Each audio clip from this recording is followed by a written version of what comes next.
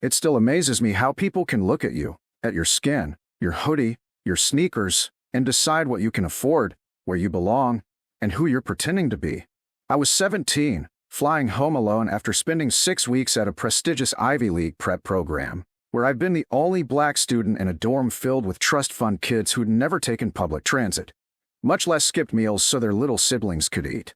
I'd earned that summer through a national debate scholarship, beat out over 1,200 applicants, and made it to the final student showcase, where I debated foreign policy in front of U.S. diplomats and college deans. So when I got to JFK, exhausted but proud, and the gate agent smiled after scanning my ticket and said, "Wait here a moment," I figured something had gone wrong. But then he handed me a crisp new boarding pass and whispered, "You've been upgraded to first class, young man. Don't waste it. Those seats are magic." And I blinked, said thank you, and clutched that pass like it was a golden ticket. My first thought? I couldn't wait to tell my mama. I didn't know yet that the real lesson in class wouldn't come from any Ivy League curriculum. It would come 30,000 feet in the air. If you've ever been treated like a criminal in places you earned, hit like and subscribe. I still feel her eyes burning into the back of my neck. I boarded late, because I was in no rush. I was used to boarding last, sitting in the back, next to the bathrooms or the chatty grandpas who always smell like peppermint and regret. But now I walked into the first-class cabin for the first time in my life, and immediately, everything felt off. The air felt tighter. A woman in a navy suit clutched her purse when she saw me. A businessman with a gray beard raised an eyebrow and adjusted his tablet like he was about to type an incident report. And then came the flight attendant, Miss June. Her name tag said, storming down the aisle with a polite smile stretched so tight across her face it looked like it hurt. "Excuse me, sir," she said, voice soft but sharp, like a warning bell hidden under velvet. "I think economy is back that way." I blinked and politely handed her my boarding pass. "Seat 1C," I said, quietly. She took it, looked at it, then looked at me again, like I'd photoshopped my name onto it. "I'll be right back," she said, and disappeared behind the curtain. I could hear murmuring, whispering, and when she returned, she had her supervisor with her, a middle-aged man named Greg whose only line was, "Just confirming the upgrade, that's all." But it wasn't all, because even after confirming, Ms. June didn't stop. She hovered. She kept glancing at me, checking if I was using the seat controls correctly, if I knew how to store my bag, if I reached for the wrong water bottle. I stayed quiet, staring out the window, reminding myself that dignity wasn't something I had to earn, it was already mine. But then, the man in the seat next to me chuckled. "You'd think they'd never seen a black kid in first class before," he said, and I turned to him, and nearly dropped my phone.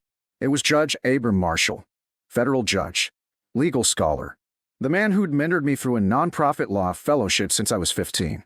We hadn't spoken in person since February, and I hadn't even known he'd be on the same flight. "Good to see you, kid," he said, bumping my shoulder gently. Ms. June's posture changed instantly. "Oh, you two know each other?" she asked, voice suddenly syrupy. "Minter and Minty," Judge Marshall said, then leaned closer to me. She was about 5 seconds away from calling security. "Huh?" I laughed, but it wasn't a happy laugh. It was the kind you force out to swallow the lump in your throat. He nodded, serious now. People see a black boy in a nice seat and assume he stole it. Or someone made a mistake.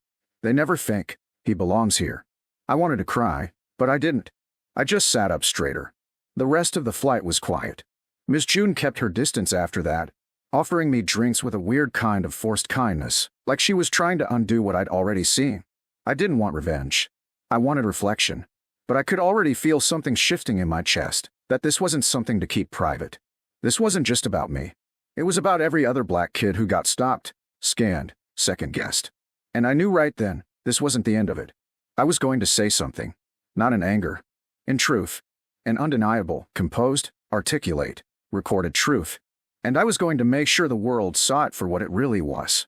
When I got home, I didn't explode, I organized. I didn't scream, I outlined. Something about Ms. June's face when she looked at me, like she'd just discovered graffiti in the Louvre, stayed with me longer than I expected. I thought maybe after some sleep and my mommy-esque cooking, I'd move on. But that feeling of being put on trial for existing in a space I'd earned? It didn't go away. I wrote the email 2 days later. It took me 3 hours. I listed everything. Every look, every word, every pause in her voice when she said, "Back that way." I even timestamped when she left to confirm my boarding pass, how long she took to return, how her tone shifted once Judge Marshall spoke up. I wrote it like a report, not a rant, because I knew how easily emotion is dismissed when it comes in black skin. I signed off respectfully, attached my boarding pass, and hit send. At first, I didn't expect a reply. But less than 24 hours later, I got one, from the airline's Director of Guest Experience and Equity, someone named Zara Singh. She said she'd reviewed my complaint personally and asked if I'd be open to a conversation. I agreed. We set a Zoom call for the following Monday. But before that could even happen, I shared my story online, not in anger, but as documentation. I didn't name Ms. June. I didn't have to. I wrote about the subtle way racism dresses up in politeness. I wrote about how it's always just a misunderstanding when it happens to us. I wrote about how I'd done everything right, earned the seat, said thank you, stayed calm, and still, somehow, I had to justify my presence. The post went viral in 36 hours. A classmate reposted it, then a journalist, then a former NFL player. Suddenly, I had 100,000 likes, 20,000 shares, and my DMs were full of other black travelers who'd lived some version of my flight, some worse. There was a black woman who'd been told she must be in the wrong cabin on her honeymoon flight. A black doctor who'd been asked to move when someone assumed he was in a seat, reserved for physicians. A black Navy officer who'd been detained because someone assumed his military ID was fake. The stories piled up like baggage no one wanted to claim. Then came the message that changed everything. A flight attendant, anonymous, who'd read my post and said, "I've worked with Ms. June. This isn't the first time she's done this." Attached was a screenshot of a complaint filed 6 months earlier. Same tone, same language, different passenger. The man in that case had been quiet. Nothing had happened. But my post had cracked something open. With his permission, I added his story to mine. I emailed it directly to Zara Singh. She called me back in under an hour. "Would you consider being part of our internal reform advisory board?" she asked. I was stunned. "I'm 17, I said. She laughed, not condescending, but real. "And you're more articulate and composed than most of our team leads. You've done more to open our eyes in a week than consultants have in months." I told her I'd think about it. But inside, I knew I wasn't just going to think. I was going to act. Because this wasn't about revenge. This was about memory. About every kid like me who'd been made to feel small in a seat they worked 10 times harder to get. And I was done asking politely to be seen. I was about to make it impossible not to be. I never imagined that something as simple as sitting in the right seat could flip an entire system on its head. But that flight, those looks, that tone, that silent trial had a longer ripple than I could have dreamed.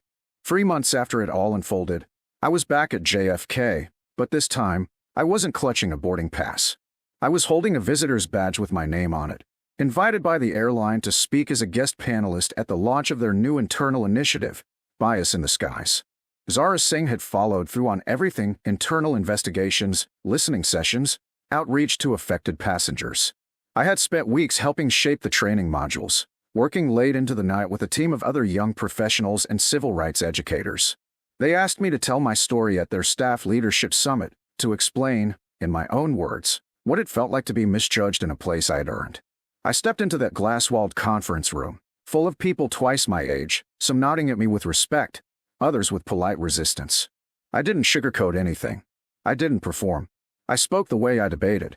Calm, clear, sharp enough to make them sit up. I told them about how Ms. June had looked at me like I'd crashed a party, how the man across the aisle clutched his briefcase like my hoodie was a threat. I described the tightness in my chest, the way even after the flight was over, I kept checking my own legitimacy like I was waiting for someone to revoke it.